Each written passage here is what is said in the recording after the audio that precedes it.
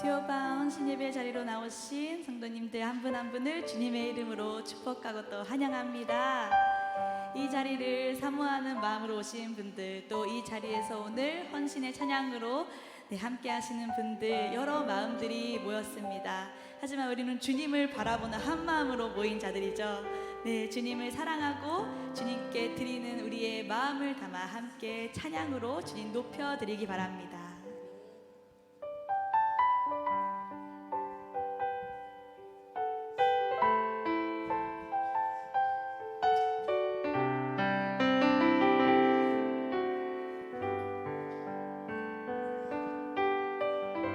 주께 가까이, 주께 가까이 날 이끄소서. 간절히 주님만을 원합니다. 채워주소서. 주의 사랑을 진정한 찬양 드릴 수 있도록 주께 가까이, 주께 가까이 날 이끄소서. 간절히 주님만을 원합니다. 채워주소서. 채워주소서. 주의 사랑을 진정한 찬양 드릴 수 있도록. 목마른 나의 영혼 주를 부르니 나의 맘 만져 주소서. 주님만을 원합니다. 더 원합니다. 나의 맘 만져 주소서. 주께 가까이 날 이끄소서. 주께 가까이 날 이끄소서. 간절히 주님만을 원합니다. 채워주소서. 채워주소서. 주의 사랑을 진정한 찬양 드릴 수 있도록. 목마른 나의 영혼 주를 부르니 나의 맘 만져 주소서. 주님만을 원합니다.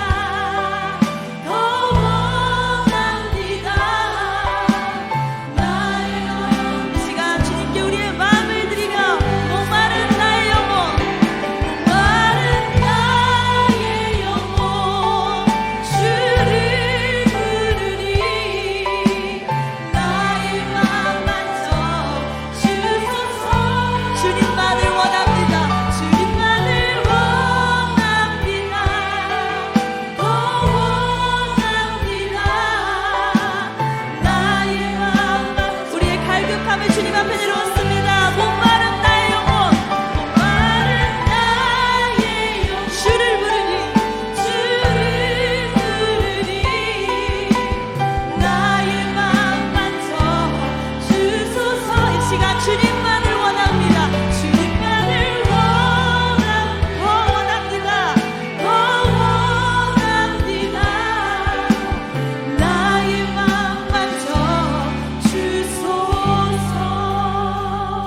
목마른 나의 영혼 주를 부르니 나의 맘 만져 주소서. 주님만을 원합니다. 주님만을 원합니다.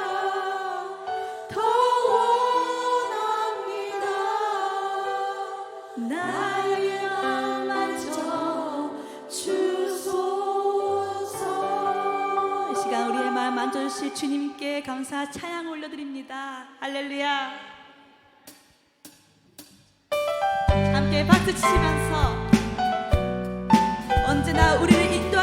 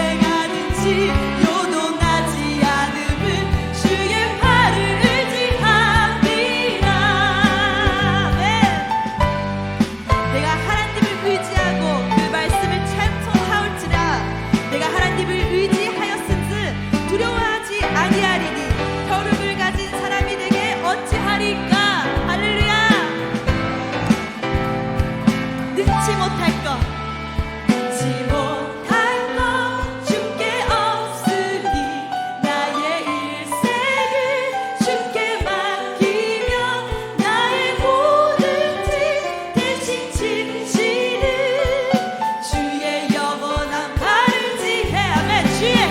주의 영원하신 팔 함께 하사 항상 나를 붙드시니 어느 곳에 가든지 요동하지 않음은 주의 팔을 의지하니 주의 영원하신 팔, 주의 영원하신 팔 함께 항상 나를 붙드시니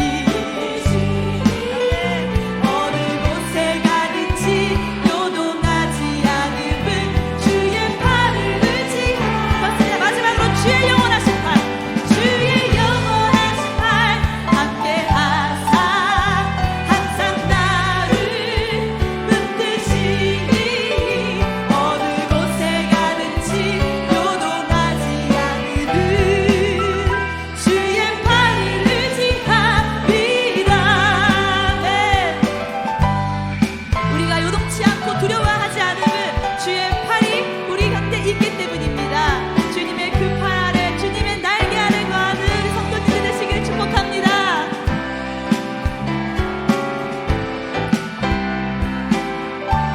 언제나 우리를 인도하시고 지키시는 주님께 영광의 박수 올려드립니다. 할렐루야.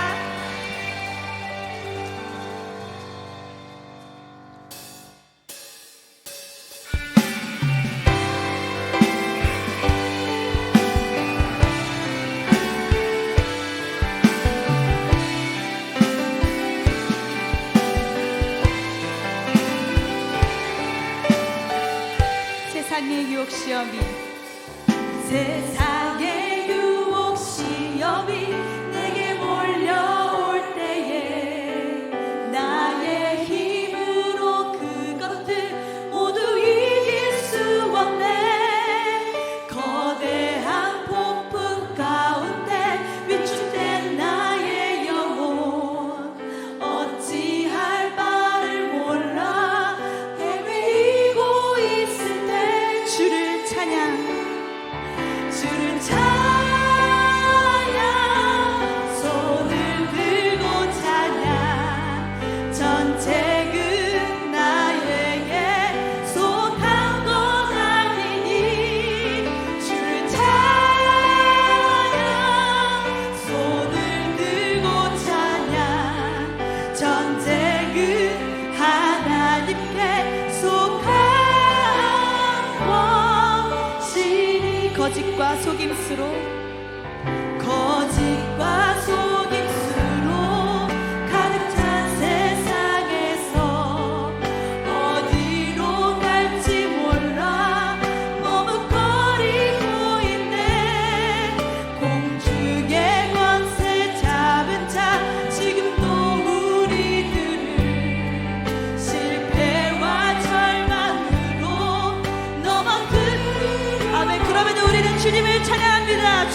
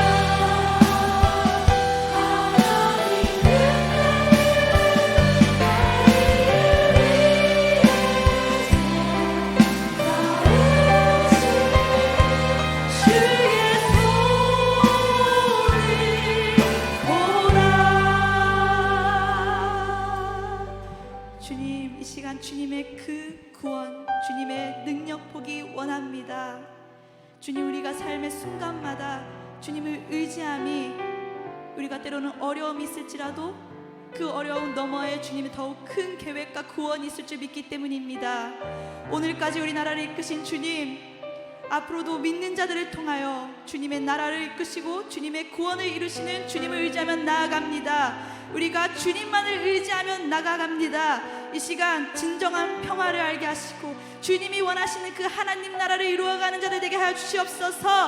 함께 주님의 이름 세워 부르며 기도하시겠습니다. 주여, 주여, 주여.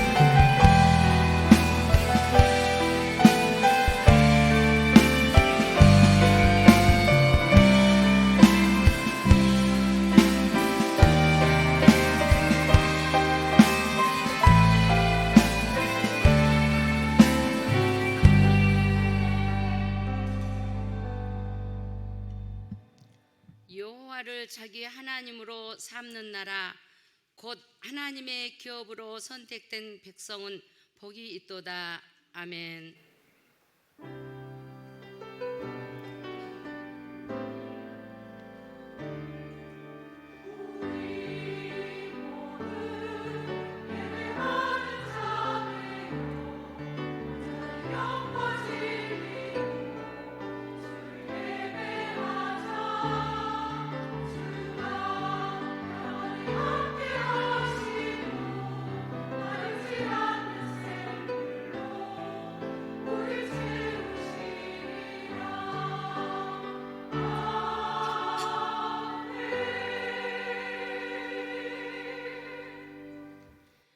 사랑하는 하나님 아버지, 이 시간 여전도회 연합회 주관으로 평화와 화해를 위한 여전도회 회원들이 그 음식을 선포하고 6.25 기념 예배를 드릴 수 있게 하심을 감사드립니다.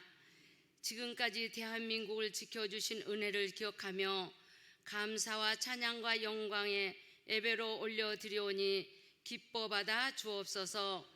이 예배를 통하여 우리 민족이 다시 한번 살아계신 하나님의 눈을 보게 하시사 정직과 공의가 강같이 흐르는 성령 하나님의 인도하심만을 따르게 하여 주시옵소서.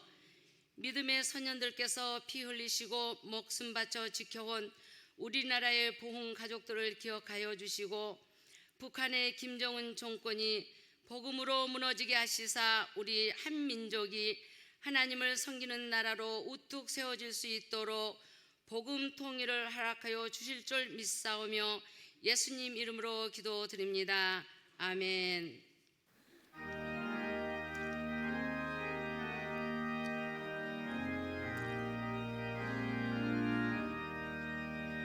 옳은 길 따르라 의의 길을 세계 만민의 참된 길, 이 길 따라서 살 길을 온 세계에 전하세.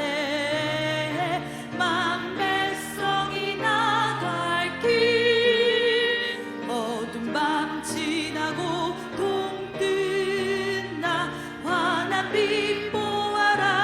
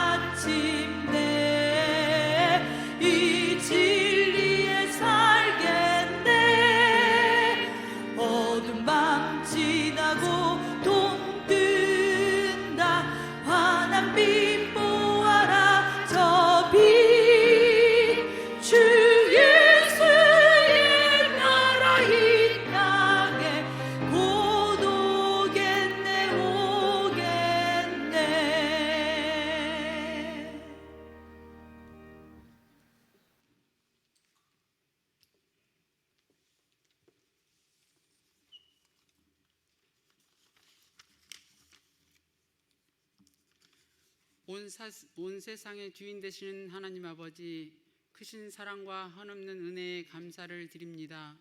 오늘 6.25 기념 예배로 하나님 아버지께 예배드릴 수 있도록 은혜 주심을 더욱더 감사드립니다.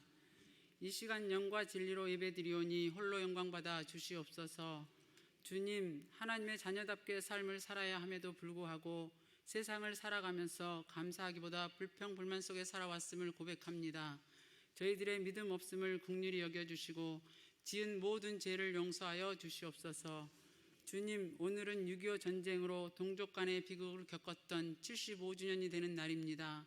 이 시간 6.25 기념 예배를 통해 이 땅의 자유와 평화를 위하여 젊음과 목숨을 바친 순국 선열들의 희생을 기억하며 지금 우리가 누리는 자유와 평화가 결코 값없이 주어진 것이 아님을 가슴에 새기며 감사하며 나라를 위해 기도하며 최선을 다해 살아가는 저희 모두 되게 하옵소서.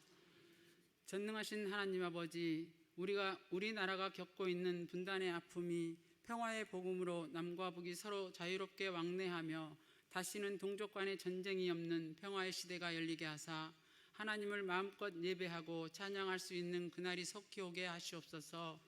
교회의 주인 되시는 주님, 주님 나라와 생명을 살리는데 마지막까지 귀하게 쓰임받는 화곡동 교회가 되게 하시옵소서. 이를 위해 세우신 한경국 후임 목사님 장중에 붙들어 주시고 맡겨주신 사명 감당할 때 부족함이 없도록 능력과 지혜를 부어 주시옵소서. 함께 동역하시는 부목사님들과 전도사님들에게도 동일한 은혜 주시옵소서. 교회를 위해 장로를 선출하는 마지막 주일을 앞두고 있습니다. 주님과 성도들에게 칭찬받는 성령과 지혜가 충만한 분들이 많이 세워질 수 있도록 은혜 내려 주시옵소서. 이 시간 함께 예배드리는 성도들을 기억하사 성령님께서 갈급한 마음에 단비를 내려주시고 성령 충만한 가운데 날마다 가정과 교회와 믿음의 다음 세대인 우리 자녀들을 위해 주님 앞에 눈물로 기도하는 영적 기도의 용사로 삼아 주시옵소서. 또한 마음의 소원을 성취하는 은혜를 체험하게 하시옵소서. 이 시간 저희들에게 하나님의 말씀을 선포하시는 이용광 목사님의 영혼육을 강건하게 하시고 성령 충만함과 주님의 권능의 발로 붙들어 주사 평화의 길이라는 제목으로 생명의 말씀이 선포될 때 마음이 저희들 심령에 새김받아 삶에서 실천함으로 참 믿음의 소유자들이 다 되게 하여 주시옵소서. 예배 자리에 오고 싶어도 오지 못하는 성도들과 환우들에게 같은 은혜로 덧입혀 주옵소서. 이 예배를 위해 매주 찬양을 올려드리는 샬롬 찬양단과 아가페 찬양대의 찬양을 흠양해 하여 주시고 대원들에게 크신 은혜와 복을 내려 주시옵소서.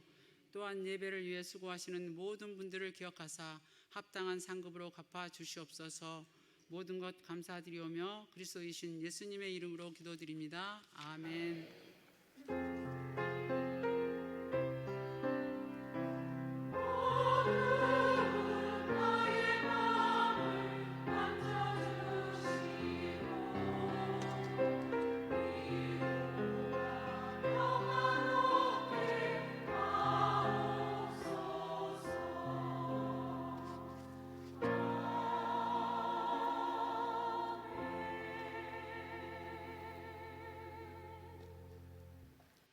모두 자리에 일어나셔서 겸손한 마음으로 하나님의 말씀을 받겠습니다.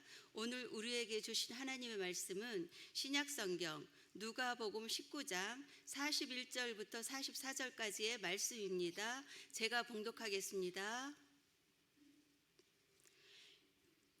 가까이 오사 성을 보시고 오시며 이르시되 너도 오늘 평화에 관한 일을 알았더라면 좋을 뻔하였거니와 지금 내 눈에 숨겨졌도다. 날이 이를지라 내 원수들이 토둔을 쌓고 너를 둘러 사면으로 가두고 또 너와 및 그 가운데 있는 내 자식들을 땅에 메어치며 돌 하나도 돌 위에 남기지 아니하리니 이는 내가 보살핌 받는 날을 알지 못함을 인함이니라 하시니라. 아멘. 이 말씀은 살아계신 하나님의 말씀입니다. 아멘.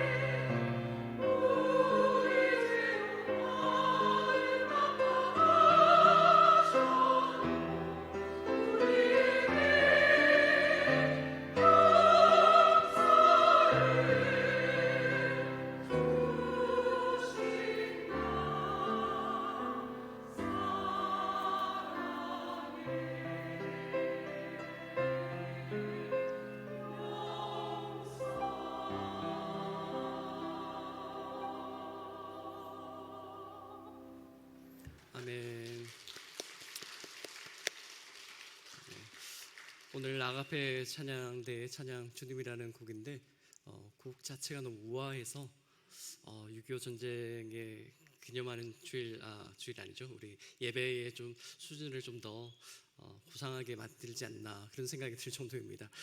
네, 오늘 참 감사하게도 또 우리 6.25 전쟁이 발발한 지는 75년이 됐고 또 끝난 지는 또 78주년이 되는 날입니다. 오늘 하루 여러분 어떻게 보내셨는지 모르겠습니다. 그런데 우리 민족의 역사의 이 날은 참 깊은 아픔과 또한 커다란 또 충격을 남긴 날인데 벌써 세대로 따지면 2세대나 지나갔습니다. 그래서 아직도 6.25 전쟁과 관련해서 본인이나 혹은 가족과 관련되는 그런 일들이 가슴 한 구석 어딘가에 남아있는 분들이 계시는 것 같습니다. 한 2주 전이죠. 우리 주일 예배 때 한경구 후임 목사님께서 1950년 흥남철수 사건과 관련해서 그때 많은 피난민들을 구출했던 그런 메러디스 빅토리호의 사진을 보여주셨지 않습니까? 근데 제가 깜짝 놀라운 소식을 들었습니다. 물론 뭐 몇 해 안 지나서 그럴 수도 있긴 하겠지만 우리 교회 권사님 중에 한 분이 그 보여주신 사진이 있는 그 배에 9살의 나이로 타고 계셨다고 해요. 그래서 그곳에서 이제 남쪽으로 내려와서 다시 한 2년 정도 지방에서 보내시고 서울로 올라오셨다고 하는데 그 권사님이 그 사진을 보시면서 얼마나 큰 감동을 받으시고 또 감회가 새로우셨다, 남다르셨다 이런 말씀을 전해 들었습니다. 저도 해마다 이맘때가 되면 저희 할아버지와 할머니가 6.25 전쟁과 관련해서 겪으셨던 이야기를 들은 기억이 납니다. 저희 조부모님께서는 저쪽 남쪽 지방에 계셨는데 원래 시골에서 농사를 짓고 계시다가 무슨 연휴에서였는지 전쟁이 일어나기 전 해에 근처에 도시로 나가서 빵 장사를 하셨습니다. 찐빵 장사를 하셨어요. 그런데 다른 빵 장수들과 달리 아이들이 좋아할 만한 그런 비행기 모양으로 빵을 만들어서 팔아서 아주 장사가 잘 되었다고 저희 아버지가 기억을 하고 말씀을 해주시더라고요.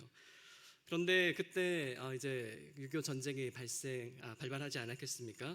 그런데 우리가 다 알고 있다시피 6.25 전쟁은 북한의 기습 남침이었기 때문에 전선이 그렇게 잘 유지되지가 못하고 남쪽으로 계속 후퇴를 하다가 저희 할아버지가 살고 계시던 그런 도시 가까이까지 내려왔다고 합니다. 그런데 그러한 전쟁의 한가운데 저희 할아버지가 빵을 배달하기 위해서 나가셨는데 그런데 그날 집에 돌아오지 않으신 겁니다. 할머니가 그리고 저희 아버지가 얼마나 놀라셨겠습니까? 그날 밤이 새도록 기다리셨는데 공교롭게 그날 밤 따라 또 할머니가 아무래도 지방에서 올라오셨다 보니까 집을 새를 들어서 살고 계셨는데 그 집의 그 방문을 어떤 아마 외국 군인이었던 것 같은데 술에 취해서 문을 열려고 그렇게 하셨대요. 그래서 밤새 주무시지도 못하고 그 다음날 일어나시자마자 놀란 가슴을 부여안고 시댁에 있는 시골로 내려가셨다고 합니다. 그런데 다행스럽게도 몇 해가 지나서 저희 할아버지도 고향으로 돌아오셨다고 합니다. 그래서 자초지종을 들어보니까 그때 빵 배달 나갔다가 강제 징집을 당하셨다고 합니다. 그래서 우리가 잘 알고 있는 인천 상륙작전까지 가셨다가 그리고 거기서 더 올라가서 정말 두만강에 있는 그런 높은 곳까지 진군을 했는데 아쉽게도 안타깝게도 일사후퇴 때 그렇게 우리 국군이 후퇴를 하지 않았습니까? 그때 간신히 목숨을 부재하시고 이제 고향으로 돌아오신 거라고 합니다. 그런데 할아버지는 전쟁의 후유증 탓인지 그 이후로도 계속 건강이 좋지 않으셨다라고 합니다. 그러시다가 제가 태어나기 1년 전에 40대 후반의 연세로 젊은 나이에 병환으로 돌아가시고 말았습니다. 만약 전쟁이 나지 않고 저희 할아버지가 빵 장사를 정말 잘해서 또 성심당만큼은 아니라도 그 빵집이 아주 유명한 지역의 빵집이 돼서 왜냐하면 성심당도 1956년에 시작했더라고요. 저희 할아버지는 49년 뭐 이럴 때 시작을 했는데 그래서 아마 저도 가업을 이어서 또 제가 또 한때 취미로 코로나 때 빵을 구웠는데 지금 뭐 빵을 굽고 있을 수도 있겠죠. 아니면 저희 아버지도 그렇게 고생 안 하시고 저희 아버지도 시골에서 참 공부를 잘하시고 머리가 좋으셨다는 얘기를 많이 들었는데 어렸을 때 꿈이 판사셨다고 해요. 아버지가 만약에 판사가 되셔서 목사가 안 되었다면 저는 또 다른 인생을 살고 있지 않았을까라는 생각을 해보기도 합니다. 이렇듯이 6.25 전쟁이 지난 지 한참이나 지났는데 우리 가정과 교회 그리고 사회 곳곳에는 아직도 전쟁의 그림자가 드리워 있습니다. 그리고 이 전쟁의 그림자는 만약 전쟁이 일어나지 않았다면 우리의 인생이나 또한 우리 사회의 모습은 어떻게 달라졌을까 하는 그러한 상념을 저와 같은 누군가에게 남기기도 합니다. 1950년 6월 25일 한반도에서 북한군의 남침으로 인해서 형제가 형제를 향해 총을 겨누어야 했던 그런 비극적인 역사가 시작된 지 오늘로 75년이 지났다고 하지요. 하지만 우리는 전쟁을 잠시 멈춘 정전의 상황입니다. 그래서 우리는 여전히 안타깝게도 완전한 평화를 이루는 길로 큰 발걸음을 내딛지는 못하고 있고, 오히려 우리가 과거에 일어난 전쟁의 두려움을 망각하려 애쓰고 살아가고 있거나 혹은 앞으로 닥칠지도 모를 전쟁의 가능성을 무시한 채 그렇게 하루하루를 살아가고 있는 것은 아닌가 생각을 해봅니다. 그렇지만 6.25 전쟁 발발 75주년을 맞이하는 오늘만큼은 전쟁을 잊거나 무시할 수 없는 그런 날입니다. 그래서 오늘 우리 정부나 혹은 국가 그런 정부의 산하기관이나 혹은 군과 여러 시민단체들이 각자의 입장과 그리고 목표를 따라서 다양한 의미를 되새기거나 부여하면서 6.25 전쟁 기념식을 많이 개최를 하였습니다. 어떤 기념식에서는 국가의 정체성과 안보의 의식을 고취하고자 하는 그런 목적을 지니고 기념식을 치르기도 하고, 또 다른 기념식에서는 주요 참전 국가들이 참여하여서 참전 용사들의 그런 희생을 함께 기리며 그들의 희생에 감사하고 또한 동맹국 간의 그런 동맹을 견고히 하는 기회로 삼으려고 하기도 했습니다. 그리고 또 다른 기념식에서는 전쟁의 비극과 교훈을 되새기며 깨어지기 쉬운 평화의 중요성을 알기는데 방점을 두기도 하였습니다. 이처럼 6.25 전쟁을 기념하는 방식과 목적은 다양하지만 교회로서 우리는 이 시간 다른 기념식과 달리 무엇을 기억해야 하고 어떤 말씀을 붙들어야 할 것인가에 대한 고민을 함께 했으면 좋겠습니다. 특히 오늘 드리는 예배는 따로 나눠드린 순서지를 참고하시면 알 수 있듯이 전국의 여전도회들이 함께 주관을 하여서 평화와 화해를 위한 6.25 기념 예배라는 취지로 드려지고 있습니다. 이제 오늘 주신 하나님의 말씀을 들으시면서 예수님이 먼저 걸어가신 평화의 길을 찾아보고 그 길을 함께 뒤따라 걷기로 결단하는 그런 결심하는 시간이 되기를 바랍니다. 누가복음 19장 전체 맥락을 살펴보면 예수님은 제자들과 함께 여리고를 떠나서 예루살렘으로 올라가고 계셨습니다. 예수님은 전쟁의 왕이 아닌 평화의 왕, 겸손의 왕으로 나귀를 타시고 예루살렘 성으로 입성하시고자 하는 찰나였습니다. 많은 제자들과 무리들은 예수님을 찬양하며 하늘에는 평화요 가장 높은 곳에는 영광이로다라고 외쳤습니다. 그러나 예수님은 환호하는 무리들 가운데서 가까워진 예루살렘 성을 바라보시며 그리고 갑자기 발걸음을 멈추시고 눈물을 흘리시지 않았었나 이렇게 생각을 해봅니다. 그리고 누가복음 19장 42절에서 예수님이 이렇게 말씀하셨습니다.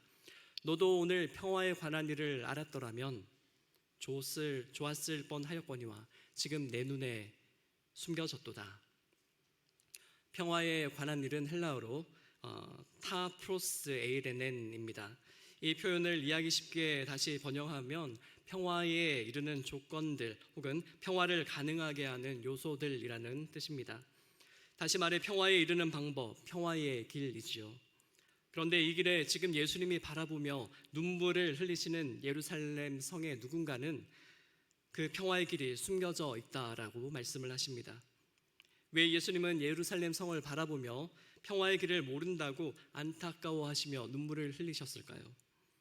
바로 이어지는 43절과 44절의 예언의 말씀을 보시면 예루살렘 성은 주후 70년경에 예루살렘에 주둔하던 로마 군인들을 다수를 죽이고 군사력에 기대해서 로마로부터 독립을 꾀하다가 베스파시안이라고 하는 황제의 아들인 디도 장군이 이끄는 로마 군대에 포위당해서 그런 공격을 1년도 채 견디지 못하고 약 10개월 만에 패배하였고 그 과정에서 수많은 사람들이 끔찍한 죽음을 맞이하게 된 역사가 있습니다. 바로 예수님은 이러한 역사적인 사실을 예언하시면서 예루살렘의 성을 향하여서 아파하시고 슬퍼하셨던 것입니다. 그렇다면 예루살렘 성의 누군가는 이러한 전쟁의 참상을 피하기 위해서 평소에 평화의 길을 발견하려고 애쓰고 노력해야 했을 텐데 그러한 책임을 지닌 사람은 누구일까요? 그들은 예루살렘의 정치, 종교적 지도자들입니다. 그들은 예수님이 전하는 평화의 복음이 로마의 통치에 복종하는 식민지 질서를 위태롭게 만들 수 있다라고 판단하여서 예수님과 예수님을 따르는 제자들을 같은 유대인이 아니라 그들과 로마 질서의 적대적인 외부 집단으로 상정을 하였고 마침내 예수님을 죽이려 하였던 것입니다. 그 결과 예루살렘 성은 메시아를 거부했고 약 주 70년에 로마에 의해서 철저히 파괴되고 말았습니다. 이러한 비극의 배경에는 유대계 종교 지도자들의 두려움과 영적 게으름이 놓여 있습니다.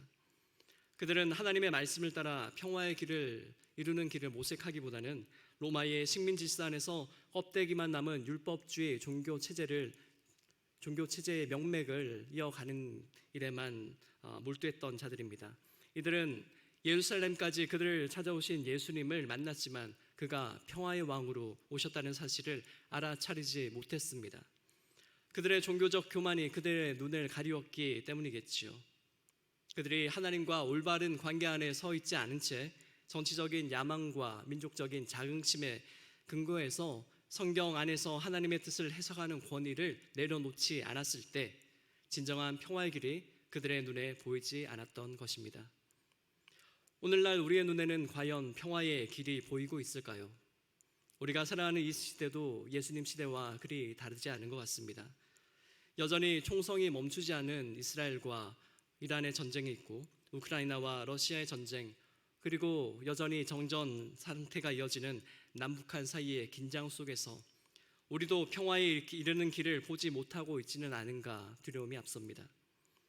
뉴스 화면에 비치는 예루살렘이나 가자 지구의 폐허는 마치 고대 예루살렘이 멸망하는 것을 연상시킵니다. 기술과 무기는 발전했지만 인간의 마음은 여전히 서로를 형제로 받아들이지 못하고 그러고 있습니다.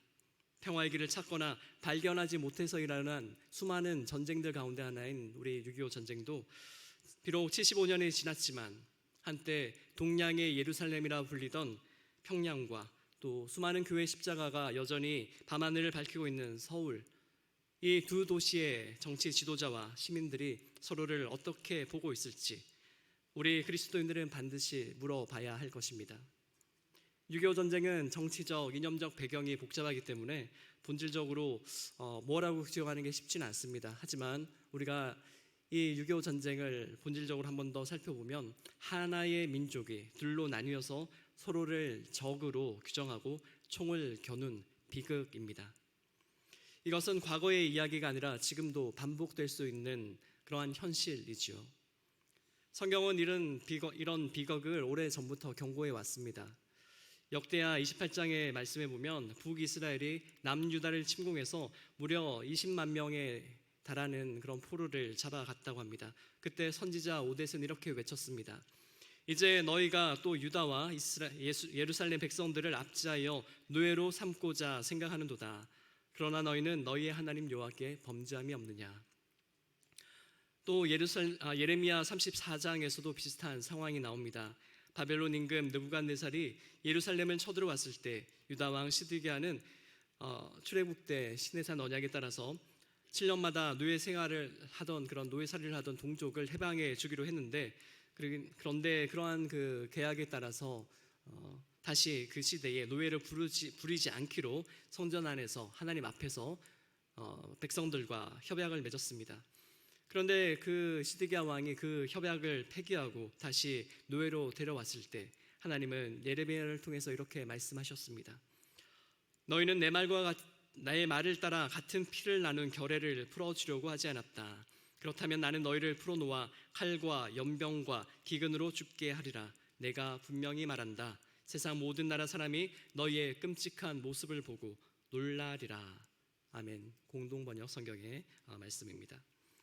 동족을 더 이상 형제가 아니라 지배하고 착취할 대상으로 보았을 때 전쟁은 피할 수 없는 현실이 된다는 말씀입니다. 평화를 잃는 것은 제도의 실패에서 비롯되는 것이 아니라 형제자매를 비인간적으로 보고 하나님의 뜻을 저버린 결과라고 하는 반증입니다. 현대 심리학도 사회적 갈등과 반목의 원인에 대해서 이와 유사한 문제를 다루고 있습니다. 현재 텔아비브 대학의 명예 교수로 고차가 된 갈등과 평화 구축에 대한 연구로 세계적인 명성을 얻고 계시는 사회 심리학자인 다니엘 바탈이라고 하는 교수님이 계십니다. 이분은 1946년 구소련인 타지키스탄에서 태어나서 1957년 11살의 나이로 폴란드계 유대인이었던 부모님과 함께 이스라엘로 다시 이민을 와서 이스라엘과 미국에서 교육을 받고 다시 모교로 돌아와서 교수가 되셨습니다. 바탈 교수님은 사람들이 왜 서로를 용납하지 못하고 갈등과 전쟁을 지속하는지에 대해서 연구를 계속하셨습니다. 그는 집단 간의 갈등을 고착화하는 여러 가지 사회 심리학적 기제와 편향들을 제안을 했는데 오늘은 대표적으로 3가지 개념을 여러분에게 소개하려고 합니다. 이를 통해 우리나라와 교회 안에서 갈등을 고착화하는 이러한 심리적인 편향이나 기제들이 없는지 살펴보면서 평화에 이르는 길을 모색하는 데 도움이 되기를 바랍니다. 첫째는 정당성 박탈이라고 하는 개념입니다. 정당성 박탈은 갈등의 대상을 인간적이지 않거나 비합리적이고 도덕적으로 열등하다고 인식하여서 그들의 존재나 행동과 주장을 부정하고 무효화시키는 심리 과정이라고 합니다. 바탈 교수님은 상대방을 악마화하거나 비인간화하거나 혹은 낙인을 찍는 낙인화 현상을 낙인화를 시킴으로써 그들이 사회적으로 누려야 할 정당성을 박탈한다라고 설명을 합니다. 두 번째는 집단적 피해의식의 경향이 있습니다. 이는 특정 집단이 과거 또는 현재에 겪은 고통, 불의, 희생에 대해 공유하는 심리적 상태를 가리키는 말입니다. 이때 고통은 개인적인 경험을 넘어서서 집단 전체가 경험하고 기억하는 소위 우리라고 하는 우리의 피해 의식으로 인식이 됩니다. 이는 실제적인 피해 경험을 바탕으로 하기도 하지만 이야기라고 하는 좀 어려운 말인데 서사적인 구성과 함께 또한 해석을 통해서 그러한 집단 피해 의식이 강화되기도 합니다. 이러한 갈등의 내러티브, 즉 서사가 강화가 되면 모든 고통이나 피해를 자신들만 당한 것으로 여기게 되는 경향으로 인해서 상대방의 고통이나 입장을 인지하기 어렵게 만든다고 합니다. 셋째는 내 집단 서사의 배타성이라고 하는 개념이 있습니다. 특정 집단이 공유하는 갈등에 대한 서사, 즉 이야기가 오직 자신들의 관점과 경험만을 유일하고 진실한 것이라고 여기고 상대방의 그런 관점, 서사를 부정하거나 배제하는 경향을 가리킵니다. 이는 자신들의 역사적인 해석이나 갈등의 원인 혹은 정당성 등에 대한 소위 우리라고 하는 내 집단의 이야기를 절대화하는 심리적인 경향입니다. 이러한 배타적인 서사는 교육 시스템이나 미디어나 정치적인 담론 등을 통해서 지속적으로 재생산되고 강화되어 사회 구성원들의 인식을 고착시키므로 또 사회적인 갈등을 고착화하는 데 기여한다고 합니다.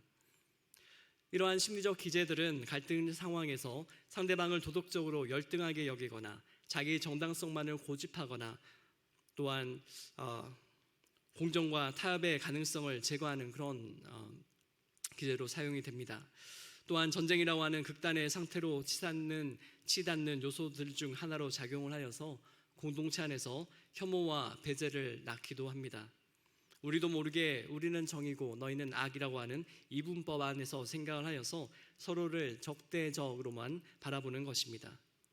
이렇게 전쟁은 복잡한 원인이 얽혀 있지만 그 시작은 종종 대중의 불안과 증오를 조장하는 이야기에서 비롯되는 것입니다. 결국 전쟁과 갈등은 사람들 마음속에서 먼저 시작된다는 말입니다. 이처럼 전쟁과 억압의 근본에는 인간의 이기심과 타자에 대한 비인격적인 시선이 자리 잡고 있습니다. 그래서 우리는 신앙 안에서 이런 인간의 한계를 먼저 직면하고 말씀을 기준으로 자기 자신을 비추는 회개의 눈이 필요합니다. 평화는 사회적 제도의 확립 이전에 나의 이웃을 정당한 권리를 누려야 하는 나와 동등한 사람으로 인정하는 마음속에서 먼저 시작됩니다. 따라서 하나님은 우리가 앞서 배운 갈등 해소와 평화 구축을 위한 사회 심리학적 연구 성과를 활용하기 전에 먼저 예수님을 따라 평화의 길이 무엇인지 먼저 돌아보게 하십니다. 예수님 당시 유대 사회의 지배적인 분위기는 내부 갈등을 조장하는 로마 식민 통치의 압제 방식 때문에 사회 계층이나 소속 집단 사이에 반목과 갈등이 끊이지 않았습니다. 특히 그렇게 고착화 된 갈등의 틈바구니에는 유대 사회의 소외자와 약자들이 하나님이 허락하신 인간의 존엄성을 따라 인간답게 살아가기 힘든 상황이었습니다. 그래서 그렇게 많은 무리들이 예루살렘으로 향하는 예수님의 뒤를 따라 행렬을 이루었던 것 같습니다. 다시 한번 누가복음 19장의 그 상황을 떠올려 보시기를 바랍니다. 예수님은 예루살렘 성을 바라보시며 안타까워하셨고 눈물을 흘리셨습니다. 그런데 어떻게 그게 가능한 일입니까? 예루살렘 성은 예수님을 죽이려던 유대의 종교 지도자들과 그를 십자가에 못 박으라고 동조하는 무리들이 있었고, 예수님에게 십자가형을 내릴 로마 황제를 대리하는 총독이 있던 곳이 아닙니까? 그럼에도 예수님이 예루살렘 성을 바라보시고 눈물을 흘릴 수 있었던 까닭은 그들을 원수가 아니라 구원해야 할 하나님의 자녀로 여기셨기 때문일 것입니다. 너도 오늘 평화에 관한 일을 알았더라면 좋을 뻔하였거니와 지금 내 눈에 숨겨졌도다. 예수님의 탄식의 말씀입니다. 마침내 예수님은 십자가 위에서 자신을 죽이려던 사람들을 향해서 아버지여 저들을 사하여 주옵소서라고 기도하시며 그들을 여전히 원수가 아니라 하나님의 은혜를 받아 마땅한 형제와 자매로 여기셨음을 보여주고 계십니다. 예수님은 평소 누구든지 하늘에 계신 내 아버지의 뜻대로 하는 자가 내 형제요, 자매요, 어머니라고 말씀을 하셨는데, 이제는 자신의 생명을 위협하는 원수마저 용서하심으로 그들이 하나님과 화해하고 예수님의 형제와 자매가 될 기회를 허락하셨습니다. 예수님이 예루살렘이 오늘 알았더라면 좋을 뻔하였다라고 안타까워하신 그 평화에 관한 일, 다시 말해 평화의 길은 무엇을 말하고 있는 것일까요? 그것은 평화의 왕으로 이 땅에 오신 예수님만이 이 땅의 모든 갈등과 전쟁을 해결하는 유일한 분이라는 사실을 인정하는 것입니다. 이러한 신앙 고백이야말로 하나님께서 성경 말씀을 통해서 오늘 우리에게 알려주시는 진정한 평화의 시작점입니다. 사회적 갈등과 국가 간 전쟁의 위협이 높아지는 이 시대에 우리 교회와 그리스도인들은 어떤 길을 걸어가야 할까요? 이제 우리는 각자 처한 삶의 자리에서 앞선 질문에 대해 대답하며 살아가도록 부름을 받았습니다. 우리가 따라가야 할 길은 예수님이 예루살렘을 보시고 눈물을 흘리시며 알려주시고자 하셨던 평화의 길입니다. 예수님이 십자가 위에서 보여주신 사랑과 용서가 그 길입니다. 예수님의 눈물은 단지 과거의 사건이 아니라 오늘 우리를 향한 하나님의 부르심입니다. 예수님이 걸어가신 평화의 길이 바로 십자가의 길이라고 하는 사실입니다. 그 길은 자신을 희생하여 원수까지도 용서하시고 품으신 길입니다. 바로 십자가의 그 길이 오늘 우리가 나아가야 할 진정한 평화의 길입니다. 교회는 우리 사회의 갈등과 분열을 넘어서도록 십자가의 길을 제시할 책임이 있습니다. 비록 기독교 신앙을 공유하지 않는 세속 사회라 할지라도 십자가의 길이 갖는 화해와 용서의 정신은 현실의 갈등을 해결하는 강력한 원리로 작동할 수 있습니다. 지난 1990년대 루안다의 대통령 암살 사건 이후에 벌어진 대학살의 참혹한 비극을 담은 다큐멘터리 As We Forgive라고 하는 그런 영화가 있습니다. 이 영화는 우리에게 이러한 가능성을 보여줍니다. 영화의 제목은 주기도문에서 우리가 용서하여 준 것 같이에 해당하는 영어 문구에서 가져왔습니다. 내용은 이렇습니다. 1990년에 시작된 루안다 내전 이전에 원래 같은 마을에서 평화롭게 살아가던 후투족과 투치족이 있었는데 내전 이후에 서로에 대한 갈등이 깊어갔고 급기야 1994년 후투족 출신의 대통령이 암살된 것을 계기로 다수족인 후투족이 소수족인 투치족을 집단 학살해서 100만 명이 넘는 사람들이 목숨을 잃는 집단 학살이 벌어졌습니다. 그러나 이 다큐멘터리는 교회와 봉사자들이 두 부족 간 화해와 용서의 긴 과정을 인내하면서 피해자들이 입은 깊은 상처와 가해자들이 겪는 수치심을 극복하도록 돕는 그런 과정을 담고 있습니다. 봉사자들은 교회 중재 아래 서로의 이야기를 듣고 피해자와 가해자가 함께 협력하여 마을을 다시 세우는 일들을 추진하는 데 도와주었습니다. 피해자들은 용서를 통해 증오가 더 이상 자신을 지배하지 못하게 하였고, 가해자들 역시 수치로 인해 외면했던 진정한 사과를 하면서 과거의 잘못을 직시하고 책임을 받아들이게 되었다고 증언합니다.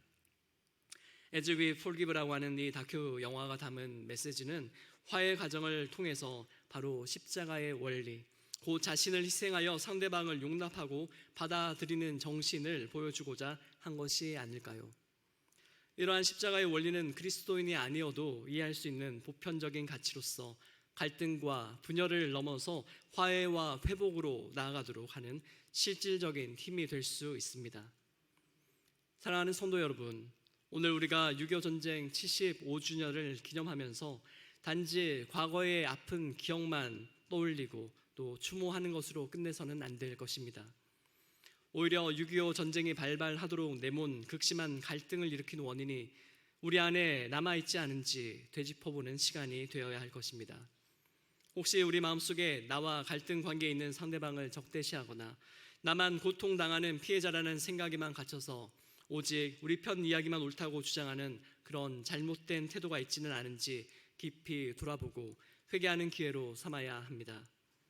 또한 우리 교회는 이런 분열과 갈등을 주장하는 사회적 분위기나 국가 지도자의 잘못에 대해서 하나님의 말씀을 따라 바로잡고 경종을 울리는 한편, 정치적 목적으로 비방과 혐오를 쏟아내는 사꾼 목사들의 어리석은 외침을 무시하는 역할을 꼭 감당해야 할 것입니다.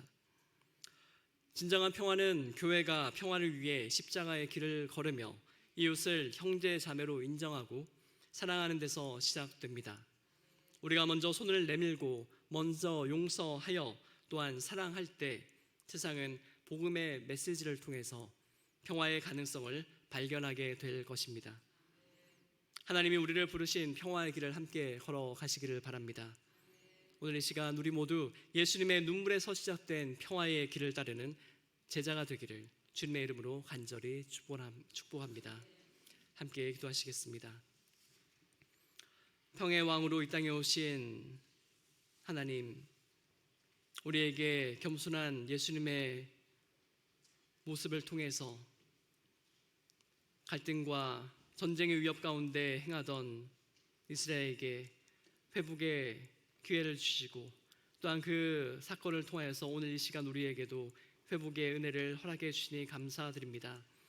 아버지 하나님, 우리가 두려움으로 인해서 우리가 우리의 형제와 자매를 적대시 않게 하시고 미워하지 않게 하시고 함께 구원받아야 할 예수 그리스도의 형제와 자매로 인정하고 받아들이게 하여 주시사 우리가 교회의 담장을 넘어 우리가 살고 있는 이 사회와 대한민국과 세계 가운데 평화의 주님, 그 하나님의 메시지를 전하며 평화의 길을 따른 자로 살아가게 하여 주시옵소서.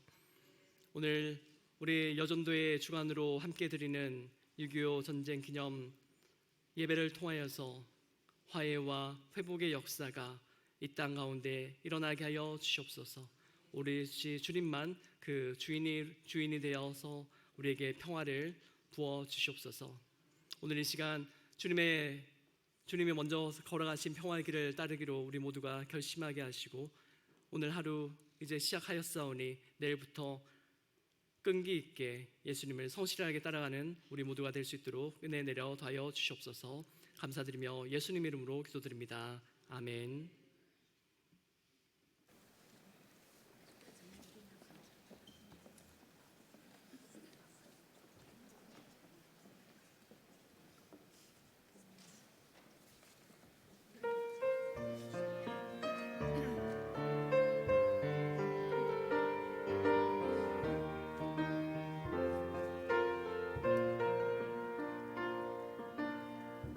이 땅의 동과 서남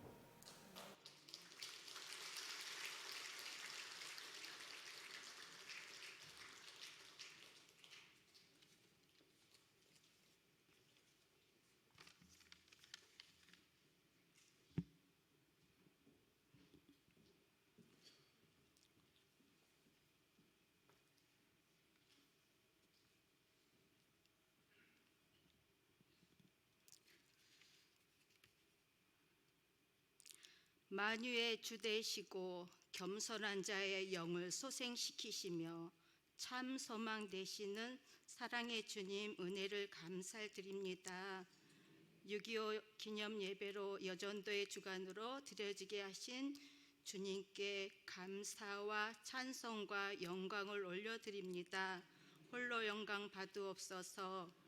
귀한 말씀의 생명의 양식을 먹게 하시고 말씀의 능력을 힘입어 삶으로 참 빛을 비추게 하옵소서.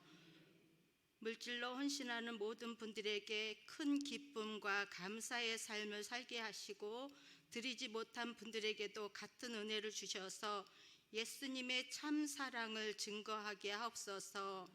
한 끼 금식하며 드려지는 예물이 근선교에 드려지게 하오니 곳곳에 하나님의 나라, 하나님의 영광 나타나게 하옵소서.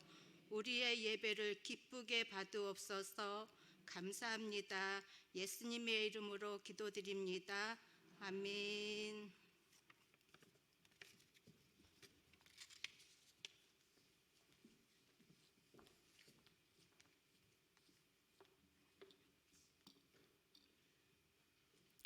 여전도회의 목적, 예수 그리스도의 부르심에 순종하고 연합하여 국내의 선교 사업에 힘쓰며 성서의 교훈으로 그리스도 안에서 성장하게 하며 하나님의 뜻을 지상에 이루기 위하여 교회와 사회에 봉사함을 목적으로 한다.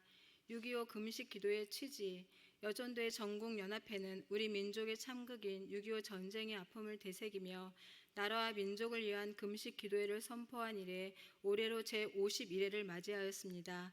하나님의 인도하신 가운데 통일 한국의 그날을 바라보면서 군 복음화와 민족의 평화를 위하여 에스더와 같은 결심으로 전 회원들이 소속 교회에서 한 끼를 금식하며 기도하고자 합니다.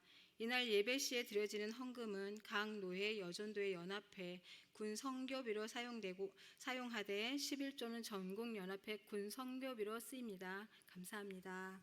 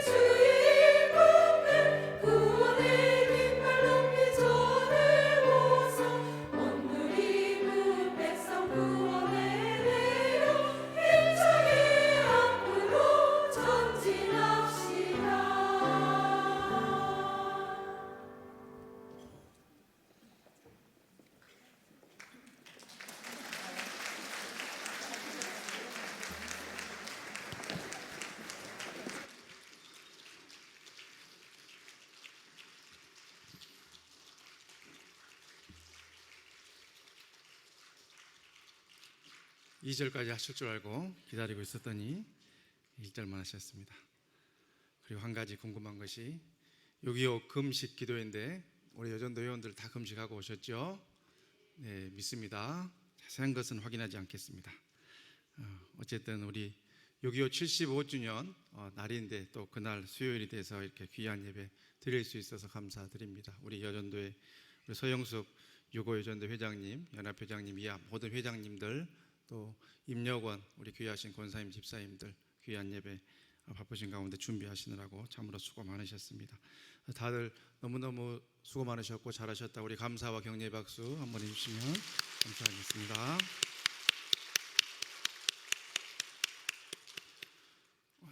이 자리에서 다음 주 수요일에 우리 위에 현수막 붙어 있는 것처럼 우리 교회 설립 56주년 기념 찬양 감사 예배 있습니다. 위해서 많이들 기도해 주시고, 특별히 우리 장로 합창단, 또 해피투게더 합창단, 또 우리 아이들 또 나와서 여러 모양으로 아름답게 섬겨주고, 또 그 유명한 그런 뮤지컬 배우죠, 이충주 배우, 실력도 좋고 또 세계적으로 쓰임받는 그런 배우인데 또 오셔서 특별 순서까지 해주신다고 하니까 어느 해보다도 풍성한 그런 자리가 될 것입니다. 그래서 많이들 알려주시고 또 이 자리가 가득 찰 수 있도록 기도로 그렇게 협력해 주시면 감사하겠습니다. 우리 애국가 1절 우리 함께 부른 후에 제가 축도함으로 우리 여전도 연합회 주간 6.25 기념 예배 마치도록 하겠습니다.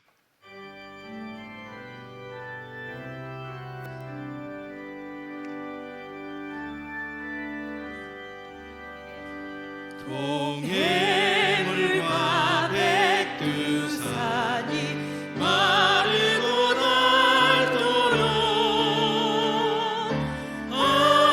하나님이 보호하사 우리나라 만세 무궁화 산천리